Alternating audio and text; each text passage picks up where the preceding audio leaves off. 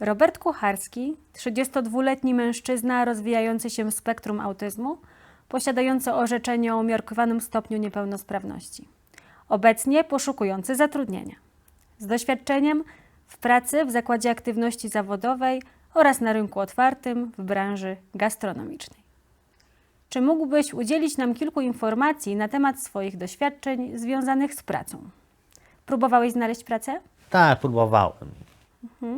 Czy udało Ci się dotrzeć do fazy rozmowy kwalifikacyjnej?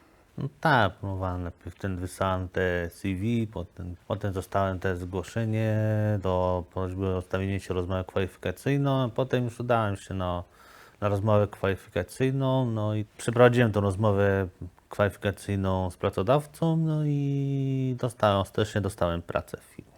Ile razy byłeś na rozmowie kwalifikacyjnej? Znaczy byłem 2 razy. Pierwszy raz w Zakładzie Aktywności Zawodowej Pracowni Rzeczy Różnych Fundacji Synapsis w Wilczej Górze. To było w roku 2014 i później, 2 lata później, w roku 2016 z nim również byłem na rozmowie kwalifikacyjnej w sprawie pracy w klubokawiarni Życie jest fajne w Warszawie.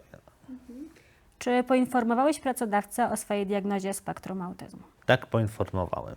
Jak zareagował pracodawca? Był w stanie zaakceptować tę niepełnosprawność. No. Co podobało Ci się w tej pracy, w jednej i w drugiej? No, na pewno podobała mi się taka możliwość rozwoju, takiego możliwość przebycia poza domem, popracowania, no i możliwość zarobienia pieniędzy.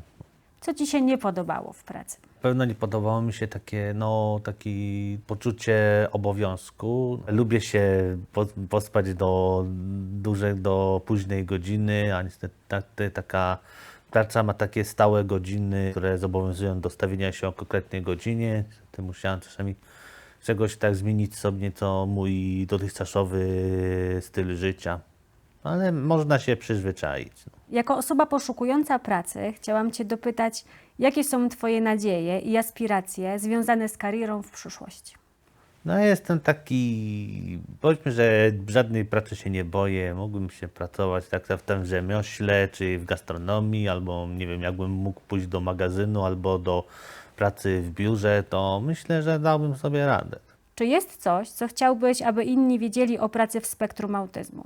Jak możemy stworzyć bardziej integracyjne i wspierające środowisko pracy dla Ciebie i innych osób w spektrum autyzmu? Ważne by było, gdyby pracodawca miał pojęcie o tym, czym jest spektrum autyzmu, czy wie, jak bardzo obszerny jest to zakres. Czy były jakieś takie, nie wiem, narzędzia albo miejsca, które pomagały Ci w pracy, dzięki którym czułeś się bardziej komfortowo? W Zakładzie Aktywizacji Zawodowej w Wilczej Górze to był taki pokój relaksacyjny, gdzie jak pracownik czuł się zestresowany, to mógł pójść do takiego pokoju relaksacyjnego i się w nim zrelaksować.